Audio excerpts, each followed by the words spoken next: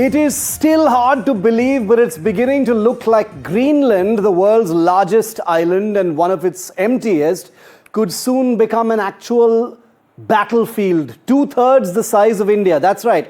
2/3 the size of India, almost entirely covered in ice and home to just over 50,000 people.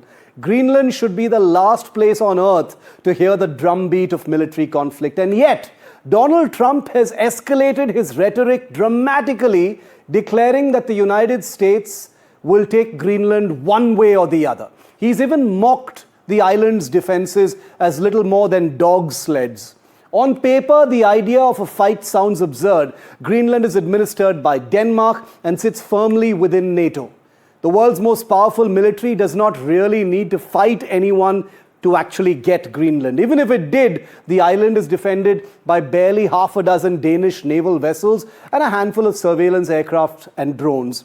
But Trump has already signaled that NATO itself is not a deal breaker if Greenland is his objective. And that raises an uncomfortable question. Would Britain or other NATO militaries actually stand up to Trump, even verbally, let alone military? Their track record suggests very little appetite. According to a very new report by Bloomberg, several NATO countries, including the UK and Germany, are considering boosting their military presence in and around Greenland. It is unclear with what that actually achieves beyond symbolic European unity, something that may only provoke Trump, ironically, into going a further step. Now, all of this assumes that Russia and China simply watch from the sidelines as the Arctic map is completely redrawn. US senators are now heading to Greenland, we are told, on what is being described as a listening trip, even as Trump refuses to back down. And I'm guessing thousands of journalists, equal to potentially a tenth of Greenland's entire population, are seeking visas to arrive in Greenland and report this developing story. Just imagine that.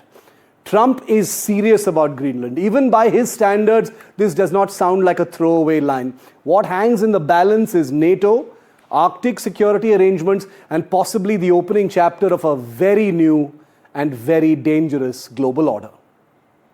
Greenland should make the deal because Greenland does not want to see Russia or China take over. They don't go there. It's very far away from Greenland. And Greenland, basically, their defense is 2 dog sleds. Do you know that?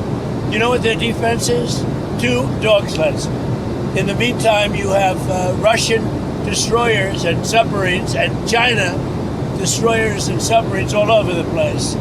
We're not going to let that happen.